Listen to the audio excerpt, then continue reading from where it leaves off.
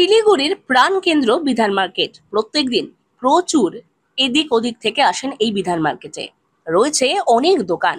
সকাল থেকেই বিধান মার্কেটে ক্রেতাদের আগমন শুরু হয়। শুধু শিলিগুড়ি নয়, পাহাড়ডুয়ার সহ বিভিন্ন এলাকা থেকে প্রচুর ক্রেতারা আসেন এই বিধান মার্কেটে।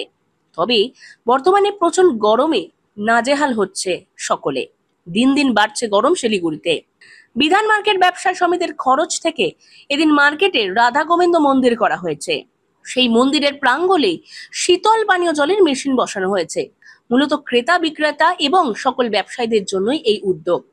সকাল থেকে 9টা সাড়ে 9টা পর্যন্ত এই পরিষেবা চালু থাকবে, এমনটাই জানিয়েছেন বিধান মার্কেট ব্যবসায়ী কর্তৃপক্ষ। স্বাভাবিকভাবেই এই মার্কেট ব্যবসায়ী সমিতির এরকম উদ্যোগে খুশি সকল ব্যবসায়ীরা।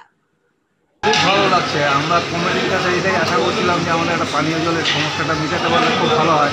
তারা খুব ভালো একটা বন্দোবস্ত করেছে, তাদের বিধান মার্কেট খুবই উপকৃত। যে গরম পড়েছে, যদি এক ফোঁটাও ঠান্ডা জল গলায় দেয় দোকানদারে, তাদের 30 টাকা মিলবে। এর জন্যই আমরা এটা ঠান্ডা জল লাগিয়েছি। আগেও আমাদের এই মেশিনটা ছিল, নষ্ট হয়ে গেছিল। আমরা আবার নতুন করে মেশিনটাকে বসিয়ে